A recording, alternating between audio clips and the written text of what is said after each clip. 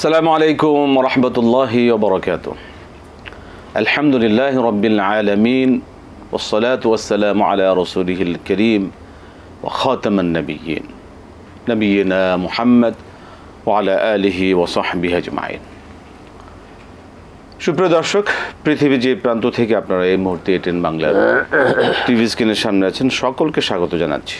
Concha fridge presence Islami সাওলজা powered by গ্রিএসি এই সরাসরি আয়োজনে আপনাদের জীবন ঘনিষ্ঠ যে কোনো ধরনের প্রশ্নের জবাব ইসলামিক শরিয়ার আলোকে জানতে আপনি সরাসরি আয়োজনের প্রশ্ন করবেন, ফোন করুন। ইনশাআল্লাহ আজিজ আমাদের এখানকার আমাদের উলামায়ে কেরাম আপনাদের প্রশ্নের জবাব প্রদান করবেন। আমি আছি আপনাদের সাথে একেএম ফিরোজ। আমাদের সাথে স্টুডিওতে উপস্থিত আছেন শেখ প্রফেসর আনম রশিদ আহমদ মাদানী হাফিজাহুল্লাহ। আসসালামু আলাইকুম রাহমাতুল্লাহি ওয়া বারাকাতুহু। ওয়ালাইকুম সালাম রহমতুল্লাহ বরকাত। আহলান সালাম শেখ, বারাকাল্লাহ ফিকুম, জাযাকাল্লাহ খাইরান। আপনাকে স্বাগত দর্শকদের সরাসরি আয়োজন। আমরা ইনশাআল্লাহ প্রিয় দর্শক, আমরা আপনাদের প্রশ্ন এখন এসে পড়ব। যারা আমাদের সাথে এরই মধ্যে লাইনে আছেন, একটা বিষয় অবশ্যই আপনি আমাদেরকে সহযোগিতা করবেন, যারা আমাদের সাথে যুক্ত হচ্ছেন।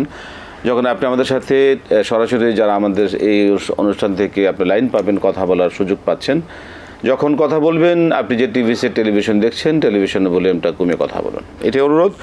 শুরু করতে যাচ্ছি আজকের আয়োজন। মোহতারাম ইনশাআল্লাহ আমরা প্রশ্ন নিচ্ছি। বিসমিল্লাহ। জি বলুন দর্শক, কে আছেন, কি প্রশ্ন? আসসালামু আলাইকুম। ওয়ালাইকুম সালাম। জি ভালো আছেন আপনারা? আলহামদুলিল্লাহ। জি আমার তিনটি প্রশ্ন আছে। আমার প্রথম প্রশ্ন হলো যে কোরআনের আয়াত আমরা 7টি আয়াত দ্বারা দেখতে পাই যে আল্লাহ আরশে সমাসীন।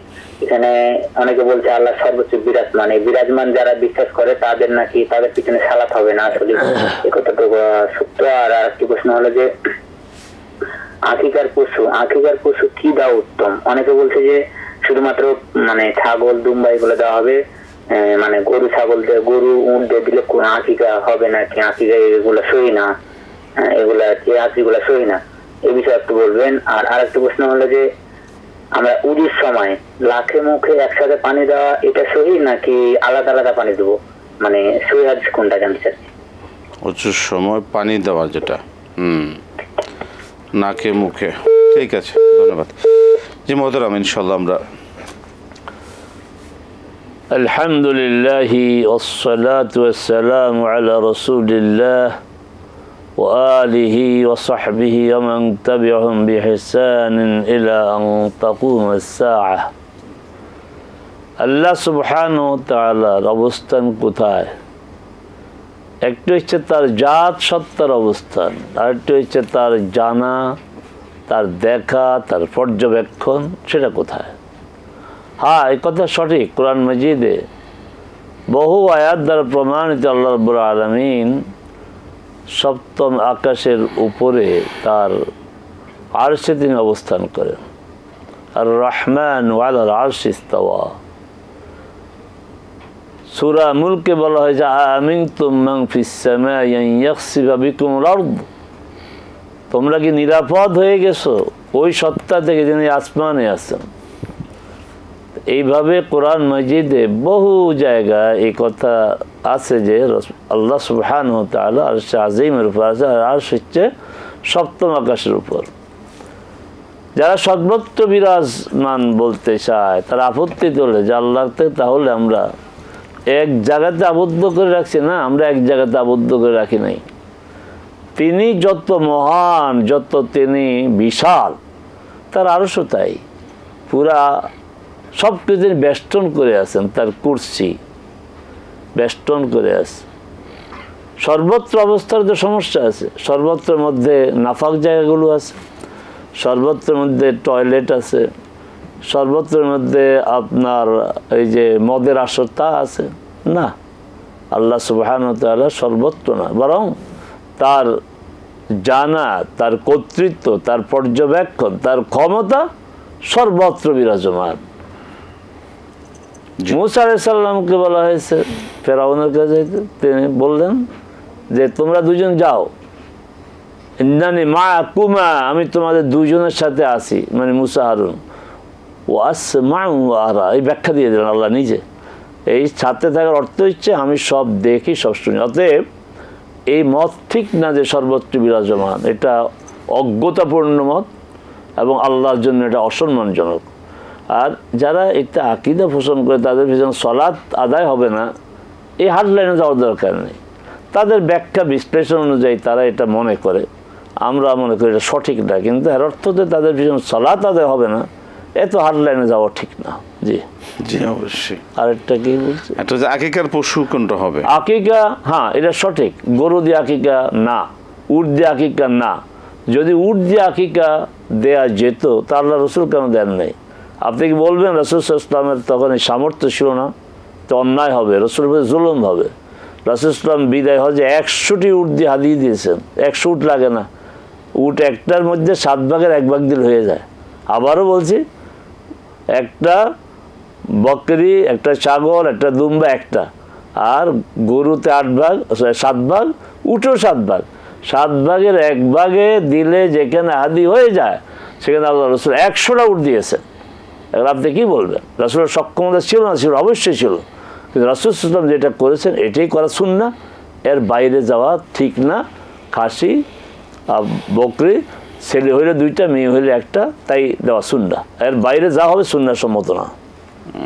জি, আরেকটা প্রশ্ন কি? আমরা আসতেছি, এটা প্রশ্ন নিয়ে নিই। যে দর্শক বলুন। আসসালামু আলাইকুম। ওয়ালাইকুম আসসালাম। জি, আমি মমিনুল হক বলছিলাম। মমিন সাহেব বলুন। জনাব শাইখের প্রতি গভীর শ্রদ্ধা ভক্তি রেখে বলছি, হুজুর আপনি একদিন প্রশ্নের উত্তরে বলেছিলেন যারা খুনি, কুখ্যাত খুনি, সন্ত্রাসী, তাদেরও ঈমান আছে।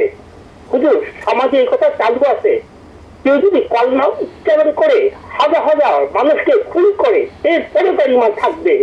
হুজুর, তাহলে হিসেবে দেখা যায় কেউ যদি কলমা উচ্চারণ করে লক্ষ লক্ষ কোটি কোটি মানুষকে খুন করে এবং খুন চালিয়ে যায়, এরপরে তার ঈমান থাকবে। হুজুর, আসলে এটা কি কোরআন হাদিস সাপোর্ট করে? ধন্যবাদ, ধন্যবাদ, ধন্যবাদ। আমরা এর আগে যেটা ছিল, প্রশ্ন ছিল ওযুর সময় নাকে মুখে কি একসাথে পানি দিতে হবে? 2 ভাবে বর্ণনা আছে, যে একবার পানি দিয়ে ওই পানি নাকে এবং কুলি করা, আবার আলাদা আলাদা আপনার নেয়া, 2টাই আছে হাদিসে, 2টাই সমর্থনযোগ্য, 2টাই আমল করতে পারেন, যখন যে যা মন সেইভাবে আমল করবেন। কিন্তু একটাই সহি আরেকটা ঠিক না, এইটা ঠিক না। আমি যতটুকু আপনার তাহকিক করেছি, পর্যবেক্ষণ করেছি, হাদিস আলাদা আলাদা দেওয়া এটাও সুন্নাহ, এটাও আপনার সঠিক, আর একবারে নিয়ে নাকে এবং মুখে দেওয়া ওইটাও সুন্নাহ। তখন পানি পর্যাপ্ত ছিল না। রাসূল সাল্লাল্লাহু আলাইহি ওয়াসাল্লাম আপনার ওই 1 মগ অল্প একটু আধা ছোঁয়া পানি দিয়ে ওযু করেছেন। পানির বিষয়টা দেখতে হবে। জি, আমরা প্রশ্ন নিব। এর আগে যে দর্শক আমাদের মমিনুল হক সাহেব যে বিষয়টা বললেন, এই বিষয়ে আমরা একটু মতামত। যে মমিনুল হক সাহেবের আবেগ বা তার সাথে আমি একমত, কিন্তু আল্লাহ সুবহানাহু ওয়া তাআলা তাদেরকে মুমিন হিসেবে স্বীকৃতি দিয়েছেন, তারপর আল্লাহ রসুল স্বীকৃতি দিয়েছেন, আমার তো করার কিছু নাই। আপনার রাসূল সাল্লাল্লাহু আলাইহি ওয়াসাল্লামের স্পষ্ট হাদিস যে লোকটি 99টা হত্যা করেছে, তারপরে বলেছে যে তুমি অমুক জায়গায় যাও, অমুকের কাছে যাও। সে বলছে না, ওই যে হার্ড লাইনে গিয়েছে, না তুমি 99টা লোক হত্যা করেছো, তোমার ক্ষমা নাই। ঠিক আছে, তাহলে আপনারও থাকার দরকার নেই, আমি 100টাই পূর্ণ করি। কিন্তু এরপরে আপনার কিতাব জানা তখনকার সময় আলেমকে না না না, ইদা তোমার ক্ষমা, তোমার অপরাধ যা, তার আল্লাহর ক্ষমার পরিধি অনেক বড়। তুমি তওবা করো, অমুক এলাকায় যাও, এই এলাকায় থাকবে না, তার তওবা কবুল হয়েছে, তওবা কবুল হবে। জি, তওবা তো মুমিনদের জন্যে, তাকে আমি মুমিন বলবো না এই সাহস আমার নাই। আপনি মমিনুল হক সাহেব নামে তো মুমিন, আপনি যদি তাকে মুমিন না বলেন, আপনি বলতে পারেন আমি কোরআন হাদিসের একজন ছাত্র হয়ে বলতেছি, তাকে কাফের বলা যাবে না। সেক্ষেত্রে এই শাস্তি তো হবে তার। আপনি শত শত মানুষকে হত্যা করেছে, তার তো শাস্তি অবশ্যই হবে, তাকে শাস্তি থেকে রেহাই পাবে, এটা তো কেউ বলে নাই। সেক্ষেত্রে এই ব্যাখ্যাটা কি আসতে পারে কিনা, বা উনি এইভাবে চিন্তা করছেন কেমন আমাদের মমিনুল হক সাহেব, যে মানুষ যখন অন্যায় করে, গুনাহ করে, তখন তার উপর ইমানের যে প্রভাবটা সেটা থাকে না, ততটুকু সময় থাকে না। এক্স্যাক্টলি এই সময়টা হয়তো তাকে, কারণ ইমান থাকা অবস্থা, রহমত থাকা অবস্থায় সে গুনাহ করতে পারে না, খুন করতে পারে না, তাই না? ওই সময়টা থেকে তো অবশ্যই তার মধ্যে ইমানের স্পর্শ থাকে না, যে কারণে সে গুনাহ করতে পারে না। আমরা প্রশ্নে যাব। দর্শক বলুন। আসসালামু আলাইকুম। ওয়ালাইকুম সালাম ওয়া রাহমাতুল্লাহ। হুজুর, আপনারা ভালো আছেন? আলহামদুলিল্লাহ, আলহামদুলিল্লাহ। হুজুর, আমি ধরমপাড়া সুনামগঞ্জ থেকে ইমুজ বলছিলাম। আমার 3টা প্রশ্ন হুজুর। জি। প্রথম প্রশ্নটা হলো, কোন ব্যক্তি আপনার শিশুকালে কেউ বা যুবক বয়সে কেউ বা বৃদ্ধ বয়সে ইন্তিকাল ফরমায়, শেষ বিচারের দিন আল্লাহ রাব্বুল আলামিনের দরবারে তারা কি সুরতে হাজির হবে? আর 2 নম্বর প্রশ্ন হলো, হুজুর অনেক নবী রাসূল দুনিয়াতে এসেছেন, তাদের অনেক উম্মত, শেষ বিচারের দিন আল্লাহ আমাদের হুজুর পাক সাল্লাল্লাহু আলাইহি সাল্লাম উনার উম্মতদেরকে কি করে চিনবেন? ঠিক। 3 নম্বর প্রশ্ন হলো, হুজুর হযরত আবু হানিফা রাহমাতুল্লাহ জানা যায় যে উনি 400 এই উলামায়ে কেরামদের নিকট বায়াত গ্রহণ করেছিলেন। হ্যাঁ, আর বর্তমানে যে এই যথাকথিত ফিরসাদের কাছে বায়াত আর ওই বায়াতের মধ্যে পার্থক্য কোথায়? জি, জানা যায় বায়াত গ্রহণ করেছিলেন। জি, ধন্যবাদ। আমরা শুনবো মতন, আমরা এসে শুনবো আপনার এই সকল প্রশ্ন, ইনুস সাহেবের প্রশ্ন জবাব আমরা শুনবো একটা বিরতির পরে ইনশাআল্লাহ। প্রিয় দর্শক, আপনারা দেখছেন কনক্লেভ ফ্রিজ প্রেজেন্ট ইসলামী সাওয়ালজব সরাসরি আয়োজন পাওয়ার্ড বাই গ্রিএসি। সময় হলো একটি বিরতি নেবার, ফিরছি বিরতির পর আবার ইনশাআল্লাহ আপনাদের সাথে এই সরাসরি আয়োজনে। আসসালামু আলাইকুম রহমতুল্লাহি ওয়া বারাকাতুহু। প্রিয় দর্শক, ফিরে এলাম বিরতির পর conclave fridge presents Islami সাওয়ালজব powered by গ্রিএসি। আমরা শুনছিলাম বিরতির আগের দর্শকদের প্রশ্নের জবাবগুলো। বিরতির পর যে প্রশ্ন দিয়ে শুরু করবো, কিন্তু একটা প্রশ্ন আমরা নিয়ে নিই। যে দর্শক বলুন। আসসালামু আলাইকুম। ওয়ালাইকুম আসসালাম ওয়া রাহমাতুল্লাহি ওয়া বারাকাতুহু। হুজুর ভালো আছেন? আলহামদুলিল্লাহ। আমার একটা প্রশ্ন হুজুর, বলুন। আমাদের এলাকায় কোন এক মসজিদে একজন ইমাম দীর্ঘদিন আগে তার স্ত্রীকে তালাক দিয়েছিল। তালাক দিয়ে আবার 1 বছর পর সে আবার গ্রহণ করেছে, অন্য জায়গায় কোনো বিয়ে হয় নাই বা নিকাহ হয় নাই। তো এই সরাসরি সে এই গ্রামের ইমাম দিয়ে কবুল করে আবার নিয়েছে এবং ওই স্ত্রী নিয়ে সংসার করছে এবং উক্ত এলাকায় সে ইমামতি করছে। উক্ত ইমামের পিছনে কি ইক্তেদা করা দুরুস্ত হবে? আরেকটি প্রশ্ন, জি, যে দেওবন্দ মাদ্রাসা নাকি নকশাকারী আছে রাসূল সাল্লাল্লাহু আলাইহি সাল্লাম যিনি প্রতিষ্ঠাতা ছিলেন, তাকে স্বপ্নে নাকি এখানে লাইব্রেরি করবে, এখানে মসজিদ করবে, এখানে মাদ্রাসা করবে, এখানে শিক্ষকদের জায়গা তৈরি করবে। রাসূল সাল্লাল্লাহু আলাইহি সাল্লাম লাঠি দিয়ে নাকি নকশা করে করে দেখা দিয়েছিল। পরের দিন ঘুম ভেঙে ফজরের সালাত শেষেই নাকি উক্ত ব্যক্তি সেই লাঠির দাগ দিয়ে অঙ্কন করা ঠিক ঘরের মতনই ওই সব জায়গা দেখতে পেয়েছে। এইভাবেই তিনি স্থাপনা করেন। এই তথ্য কতটুকু সঠিক? জি, ধন্যবাদ আপনাকে। আমরা প্রশ্ন শুনবো। প্রশ্ন হচ্ছে যে কি বিভিন্ন বয়সে মানুষের ইন্তেকাল হয়, কিয়ামতের ময়দানে তাদের কোন বয়সে তাদেরকে উঠানো হবে? আচ্ছা, এখানে যে যেভাবে মারা গেছে তাকে ওইভাবে উঠানো হবে, কিন্তু জাহান্নামে তো জাহান্নামে যাবে। বয়সে কি আপনার বৃদ্ধ কি যুবক সে ভিন্ন, কিন্তু জান্নাতে যারা যাবে তারা সবাই যুবক হবে এবং এক বয়সী হবে, সমবয়সী হবে, নারী পুরুষ সব এক বয়সী হবে। রাসূল সাল্লাল্লাহু আলাইহি ওয়াসাল্লামের উম্মতদেরকে কিভাবে চিনবেন? রাসূল বলছেন যে উজুর চিহ্ন দিয়ে চিনবেন। অতএব হতভাগা তারা যারা উজু করে না, নামাজ পড়ে না। রাসূল বলছে আমার উম্মতকে আমি ওজুর চিহ্নগুলি ঝলঝল করবে, গুররাম মুহাজ্জালিন, এই চিহ্নগুলি দেখবে। রাসূল কীভাবে চিনবেন?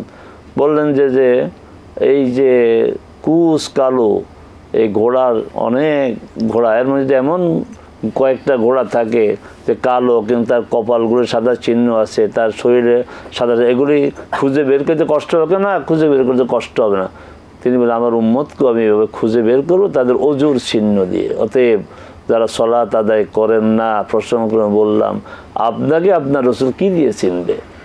আপনি সলাত আদায় করেন না, অজু করেন না, তা আপনাকে তো আপনার রাসূল চিনবে না। যতই আপনি রাসূলের ভালোবাসেন, রাসূলের নামে মিলাদ করেন, জ্যেষ্ঠ জুলুস করেন, না আপনাকে রাসূল চিনবে না।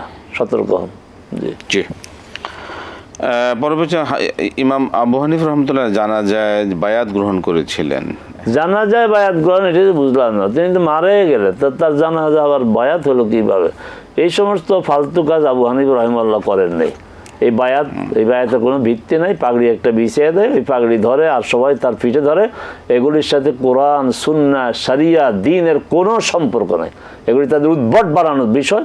আল্লাহ তাদেরকে হেদায়েত দিন, এ সমস্ত গোমরাহি থেকে তাদেরকে রক্ষা করে, তাদের অনুসারীদেরকে রক্ষা করে। রবিউল সাহেবের প্রশ্ন, স্ত্রী তালাক হয়ে 1 বছর পরে গ্রহণ করা ইমাম সাহেবের পেছনে ইক্তেদা করা। এখন বিষয়টা হচ্ছে এখন তো ইমাম আছে, তা আপনি অন্য কোনো এক মসজিদের মুসল্লি পেরেশানি আপনার, তার মুসল্লি তো পেরেশানি। আসলে বিষয়টা ভালো করে জানেন, এই ধরনের ঘটনা ঘটলে তো আমাদের সমাজে তার ইমামতি থাকার কথা না। সাধারণ লোকরা তো করলে তাকে সমাজচ্যুত করবে। এখন আলেমদের বিষয়ে এটা আপনি আরো ভালো করে দেখেন, তারপরেই দেখে যে হ্যাঁ কথা ঠিক, তাহলে আপনার ইতমিনান না হলে অন্য মসজিদে পড়বেন। তবে যদি অন্য কোনো মসজিদ থাকে তাহলে জামাতে নামাজ পড়ার গুরুত্ব বেশি, তার পিছনেই সালাত আদায় করবেন। কারণ এইভাবে কথা আছে যে ফাসিকের পিছনেও নামাজ হবে, তারপর জামাত ছাড়া যাবে না। নামাজের উদ্দেশ্য হলো ইকামাতুস সালাহ। যে আমরা প্রশ্ন নেব, দর্শক বলুন। আসসালামু আলাইকুম। আসসালামু আলাইকুম। ওয়ালাইকুম আসসালাম ওয়া রাহমাতুল্লাহ। জি, আমি নারায়ণপুর থেকে বলছিলাম, নুরজান ইসলাম নূপুর। জি বলুন। জি, আমার মা মারা গেছে 3 বছর, তো ওনাকে আমি সবসময় স্বপ্নে দেখি যে সংসারের যেসব কাজে আমাকে উনি সাহায্য সহযোগিতা করে। আর 2 নম্বর হয়েছে কৃত্রিম লোক ব্যবহার করা কতটুকু ইসলাম সম্মত। আর 3 নম্বর প্রশ্ন হচ্ছে বর্তমান যুগে মুখোশ পরে মানুষের মানে মাথার মধ্যে মোহাম্মদ লেখা, কাবা শরীফের ছবি দেওয়া গোল্ডেন ধরনের, তারপরে পুঁতি ব্যবহার করা। আর 4 নম্বর প্রশ্ন হয়েছে তারাবি নামাজ কি বোরাতে করা যাবে? এই 2-4টাই প্রশ্ন আমার। আসসালামু আলাইকুম ওয়া রাহমাতুল্লাহ। ঠিক আছে, ধন্যবাদ। জি, প্রশ্ন হচ্ছে দেওবন্দের যে বর্তমান নকশা বা এটার ইস্তেফাদ রাসূল সাল্লাল্লাহু আলাইহি ওয়াসাল্লাম দেখিয়ে দিয়েছিলেন স্বপ্নে, এটার ব্যাখ্যা কি? আপনি শুনেছেন, আমিও শুনেছি। কতটা সত্য যারা বলে তাদেরকে জিজ্ঞাসা করেন। ওনাদের তো দেওবন্দ মাদ্রাসার স্বপ্ন দিয়ে হয়েছে, তাবলিগ জামাতের স্বপ্ন দিয়ে হয়েছে, কিন্তু ওই স্বপ্নে যে মারামারি, তারপরে 2 গ্রুপ হয়ে যাওয়া, নির্মমভাবে হত্যা করা, এটাও স্বপ্নে দেখছে কিনা আমি জানি না। স্বপ্ন তো স্বপ্নই। জি, মা মারা গেছে, মাকে স্বপ্ন দেখেন, মা ভালো, মাকে স্বপ্ন দেখেন, ভালোভাবে তো দেখেন, তার জন্য দোয়া করবেন, তার পক্ষ থেকে সাদাকা করবেন। জি জি। কৃত্রিম নখ যে ব্যবহার করেন, এক্সট্রা নখ আলাদা লাগিয়ে, না, কৃত্রিম কোনোটাই করা যাবে না। চেহারাকে কৃত্রিম করা যাবে না, কৃত্রিম নখ ব্যবহার। তবে কারো কারো আছে, আমি দেখেছি যে এই আপনার বসুন্ধরা মার্কেটে যে মোবাইলের কিছু ফাংশন আছে যে ওদের ওই নখটা তখন কাজে লাগে। তো এখন এই প্রয়োজনে যদি কেউ নখ বড় রাখে তাহলে ঠিক আছে, কিন্তু কৃত্রিম নখের প্রয়োজন নাই। যে কৃত্রিম চুল, কৃত্রিম আপনার নখ, না, এগুলি করা যাবে না। আমরা একটা প্রশ্ন নেব, দর্শক বলুন, কে আছেন, কি জানতে চাচ্ছেন? আসসালামু আলাইকুম। ওয়ালাইকুম সালাম ওয়া রাহমাতুল্লাহ। বলুন কি প্রশ্ন? জি, প্রশ্ন। ওয়ালাইকুম সালাম, বলুন কি প্রশ্ন আপনার? প্রশ্ন বলুন। জি, আপনি আপনার টিভি সেটের ভলিউমটা কমিয়ে প্রশ্ন বলুন।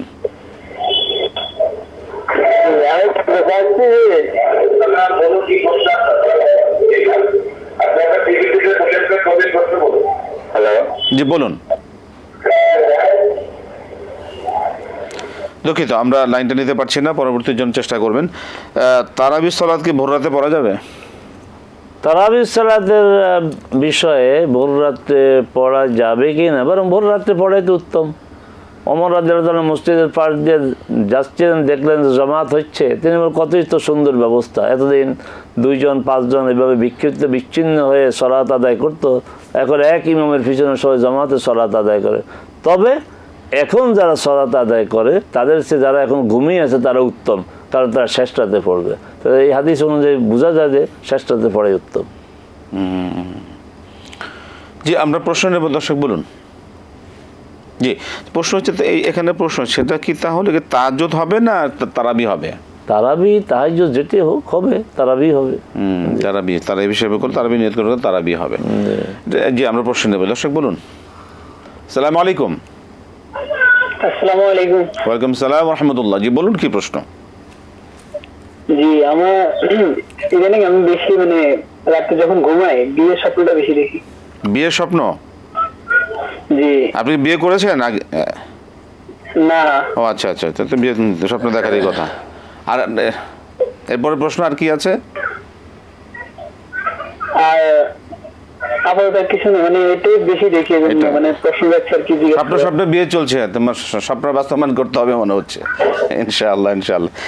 যে শুনবো এর শরীয়র কি ব্যাখ্যা আছে আমরা শুনবো। ধন্যবাদ আপনাকে মোহতারাম। বিয়ের স্বপ্ন দেখছেন ভালো, তো স্বপ্ন স্বপ্নের মধ্যে না রেখে বাস্তবায়ন আপনার গার্জিয়ান যারা তাদেরকে বলেন এই স্বপ্নের কথা, তাদেরকে বলে তাড়াতাড়ি বিয়ের ব্যবস্থা করেন। স্বপ্নে বেশ ভালো না আবার। জি আমরা প্রশ্ন যেতে পারি। দর্শক কে আছেন পরবর্তীতে? জি আমরা যাব প্রশ্নে। কে আছেন লাইনে? নেক্সট পরবর্তী সুযোগ পাবেন। জি জি যে প্রশ্ন আমাদের কাছে গুরুত্বপূর্ণ, যেটা হচ্ছে যে টয়লেটের ক্ষেত্রে আমরা যারা অনেক ক্ষেত্রে দেখা যায় মোহতারাম দাঁড়িয়ে প্রস্রাব করা, বসে প্রস্রাব করা। বসে প্রস্রাব করার ব্যবস্থা অনেক জায়গায় থাকে, অনেক জায়গায় দেখা যায় দাঁড়িয়ে প্রস্রাব করতে হয়। সেক্ষেত্রে যদি মানে কোন কারণে দাঁড়িয়ে প্রস্তাব করা কোন ইসলামী শরীয়তে কি নিষিদ্ধ কিনা এই বিষয়ে ইসলামী শরীয়ত আসলে কিছু কিছু বিষয় আছে যে আমরা বিষয়টা এত দোষণীয় না, কিন্তু আমরা এত দোষণীয় মনে করে ফেলি। জি জি জি এই শরিয়া যে সমস্ত বিষয়কে খুব দোষণীয় মনে করে নাই, সেগুলিকে অতি দোষণীয় মনে করা, এটাও তো শরিয়ার সাথে ইনসাফ হয় না।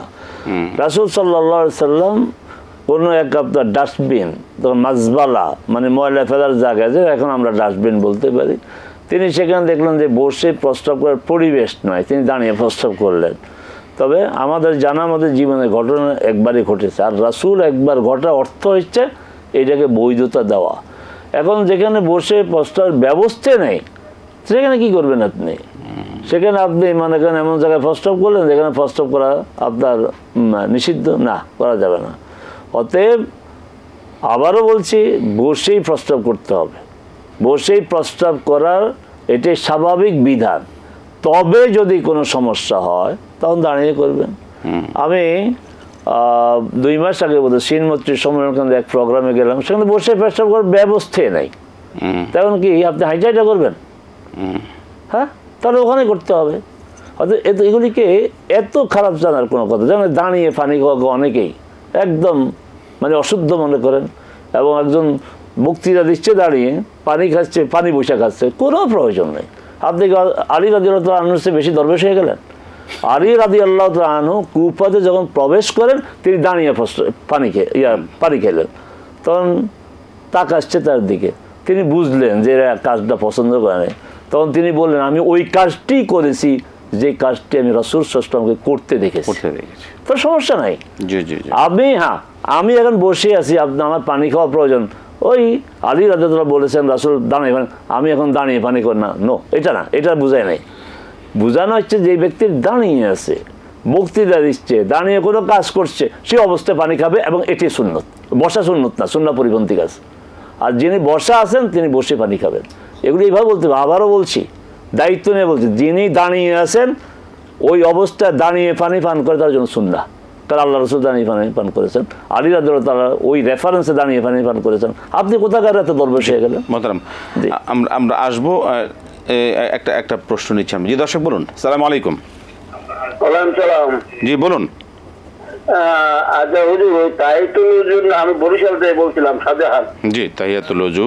তাহিয়াতুল ওযুর নামাজ কি প্রতি ওয়াক্তে পড়তে হবে নাকি প্রতি ওয়াক্তে পড়তে হবে কিনা? ধন্যবাদ, একটাই প্রশ্ন। অনেক ধন্যবাদ। আমরা শুনবো একটি বিরতির পর। প্রিয় দর্শক, আপনারা দেখছেন কনকাফ্রিজ প্রেজেন্স ইসলামী সাওলজাব পাওয়ার্ড বাই গ্রিএসি। সময় হলে একটি বিরতি নেবার, ফিরছি বিরতির পর আবার ইনশাআল্লাহ আপনাদের সাথে সরাসরি আয়োজনে। আসসালামু আলাইকুম ওয়া রাহমাতুল্লাহি ওয়া বারাকাতুহু। প্রিয় দর্শক, ফিরে এলাম বিরতির পর কনকাফ্রিজ প্রেজেন্স ইসলামী সাওলজাব পাওয়ার্ড বাই গ্রিএসি। আমরা শুনছিলাম বিরতির আগের দর্শকদের মূল্যবান প্রশ্নের জবাবগুলো। বিরতির পর একটা প্রশ্ন নিতে পারি যদি দর্শক লাইনে থাকেন, কিন্তু আমাদের কাছে অলরেডি প্রশ্ন আছে, সেটা আমরা শুনে নিই। যেটা হচ্ছে তাহিয়াতুল ওযুর যে সালাত নামাজ, সেটাকে প্রতি ওয়াক্তেই পড়তে হবে, পড়া যাবে কি? প্রথম কথা হচ্ছে পড়তে হবে, করতে হবে, এই কথাগুলো হচ্ছে ফরজের ক্ষেত্রে, রাইট। আর ফরজের বাইরে করতে হবে, পড়তে হবে না। যদি পড়তে পারে পড়বে, করতে পারলে করবে। তাহিয়াতুল ওযুর সম্পর্ক হচ্ছে কোনো সলাতের সময়ের সাথে সম্পর্ক, সম্পর্ক ওযুর সাথে। যখনই ওযু করবেন, সুযোগ হলে, সম্ভব হলে 2 রাকাত সালাত আদায় করবেন, সওয়াবের কাজ, গুনাহ মাফ করে আল্লাহ সুবহানাহু ওয়া তাআলা বলছেন যে ওযু করে যে নিষ্ঠার সাথে পরিপূর্ণরূপে ওযু করলো, তারপরে মনোযোগ দিয়ে 2 রাকাত সালাত আদায় করলো, এক বর্ণনাতে আছে গুফিরা লাহু মা তাকাদ্দামা মিন যামবি, তার অতীতের গুনাহ আল্লাহ মাফ করে দেন। আরেক বর্ণনা আছে ওয়াজাবাত লাহুল জান্নাহ, তার জন্য জান্নাত অনিবার্য হয়ে যায়। আল্লাহ আমাদেরকে তৌফিক দিন, আমরা ওযু করে আমরা এই সালাত আদায় করি। আমিন আমিন। জি, আমরা একটা প্রশ্ন দেব, দর্শক বলুন।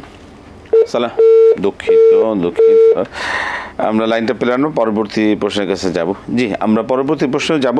এর আগে যে প্রশ্নটা আমাদের কাছে, এই প্রশ্নটা আমি আমাদের করা দরকার বলে মনে করছি, সেটা হচ্ছে যে বসে পানি খাওয়া, এটা কি সুন্নতের মধ্যে পড়ে কিনা? অবশ্যই। আবারও বলছি, আমরা বসেই পানি পান করবো, এটা স্বাভাবিক, রাইট, এটাই স্বাভাবিক। কিন্তু দাঁড়ানো অবস্থা যে লোকটা আছে, তার পানি পান করার জন্য বসার কোনো প্রয়োজন নাই, কারণ আল্লাহ রসুল দাঁড়িয়ে পানি পান করেছেন প্রয়োজনে, আর তারই রেফারেন্সে আলী রাদিয়াল্লাহু তাআলা আনহু পানি পান করেছেন দাঁড়িয়ে। এবং এই হাদিসগুলি কোনো দুর্বল হাদিস, তা সহিহ বুখারীর হাদিস। এই বিষয়গুলির ক্ষেত্রে অনেক ক্ষেত্রে দেখা যায় বাড়াবাড়ি, মানে বাড়াবাড়ি দেখা যায় অনেক ক্ষেত্রে। যেমন এক জায়গায় শরবত বিক্রি করছে, এক জায়গায় শরবত, অনেকে দাঁড়িয়ে এক গ্লাস পান করে চলে যাচ্ছেন, কিন্তু একটা মাদ্রাসার ছেলে এসে সে শরবতটা নিয়ে বসে পান করছে। তাই অনেকে বলতেছে, অনেকে সাধুবাদ দিচ্ছেন যে বাহ, মাদ্রাসার ছাত্র বসে, সাধুবাদ পাওয়ার যোগ্য না, কারণ হচ্ছে যে রাসূল সাল্লাল্লাহু আলাইহি ওয়াসাল্লাম দাঁড়িয়ে পানি পান করেছেন, আলী রাদিয়াল্লাহু তাআলা পানি পান করেছেন, উনি এই মাদ্রাসার ছাত্র হওয়ার কারণে এমন কি বুজুর্গ হয়ে গেলেন যে রাসূল সাল্লাল্লাহু আলাইহি ওয়াসাল্লাম যে কাজটি করেছেন তার বিপরীতে সে কাজটি করলো। আচ্ছা আচ্ছা আচ্ছা আচ্ছা। জি, আমরা প্রশ্নে যাব, দর্শক বলুন। আসসালামু আলাইকুম। আচ্ছা, আমি একটু প্রশ্ন করব। বলুন। আমার প্রশ্ন যে তাহাজ্জুদের নামাজ জায়গা দেখলাম যে 3:15 সময় পড়তে হবে, যে 3:15 সময়, রাত 3:15 সময় উঠে পড়ে যদি শুই, তাহলে তো আর আমি ফজরের নামাজ পড়তে পারবো না। আমি যদি 4টার সময় উঠে পড়ে কোরআন শরীফ পড়লাম, পড়ে 5:30টার সময় ফজরের আযান দেয়, তাহলে সেটা কি করা যাবে? 4টায় পরে 5টায় ফজর পরে আপনি শুবেন, তাই তো? জি জি জি জি, 4টায় পরে ফজর পরে তারপর কোরআন শরীফ পড়লাম, পরে তারপর। ঠিক আছে, অনেক ধন্যবাদ। যে আমরা শুনবো আপনার এই বিষয়ে ইসলামী শরিয়া কি বলে। আমরা একটা প্রশ্নে যাব, মোহতারাম প্রশ্ন শুনলেন, এই বিষয়ে কি মতামত? তাহাজ্জুদের ওয়াক্ত 3:15 শুরু হয়, এই সময়টা ঠিক করে কে দিল আপনাকে? তাহাজ্জুদ অর্থ হচ্ছে আপনি ঘুম থেকে জাগবেন, ফজরের সময় হওয়ার আগে আপনি যতটা সময় পারবেন তাহাজ্জুদ পড়বেন। আর আজকে ফজর ওয়াক্ত শুরু হয়েছে 5:23-এ, তা আপনি দেরি করে 4:30 উঠেন, 4:30 উঠে ওযু করেন, তাহাজ্জুদের সালাত আদায় করেন, 5:23-এ আপনি তাহাজ্জুদ বেতের শেষ করে দেন, তারপরে আপনি ফজরের সময় হবে। ফজরের আজান হওয়া জরুরি না, সময় হওয়া জরুরি। আলহামদুলিল্লাহ, আমি যে এলাকায় থাকি ওই এলাকায় একটা মসজিদ থেকে, আমার খুব পাশে না, দূর থেকে আওয়াজ হয়, একদম কাটায় কাটায় টাইমলি আজান দেয়, ফজরের আজান। রমজানও দেয়, সারা বছর এইভাবে আজান দেয়। তো এইভাবে দেওয়া উচিত। ফজরের ওয়াক্ত হয় 6টা, আর আমার পাশের যে মসজিদ তারা দেয় 20 মিনিট পরে।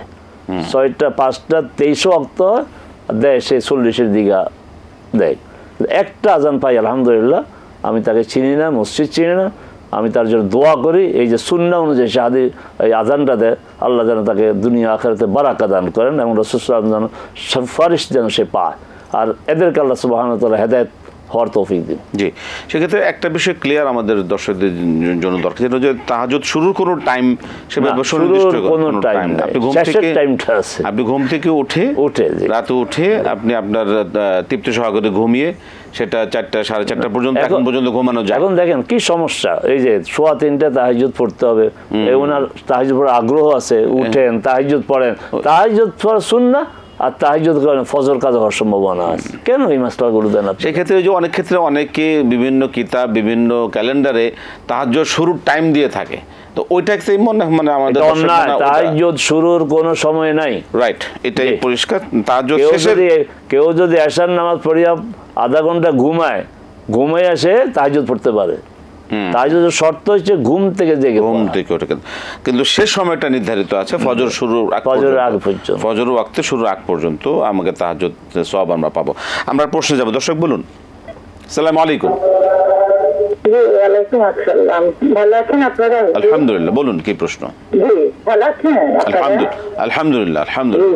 জি, আচ্ছা হুজুর, আমার দুটো প্রশ্ন। মানে আমি একটা পাইছি আর কি, বিপদ আপদ রোগের শোকে যখন দেয়ালে পিঠ থেকে দেয় তখন নাকি নবী করিম সাল্লাল্লাহু আলাইহি ওয়াসাল্লাম এই আমল দোয়াটা পড়তেন, ইন্না লিল্লাহি ওয়া ইন্না ইলাইহি রাজিউন।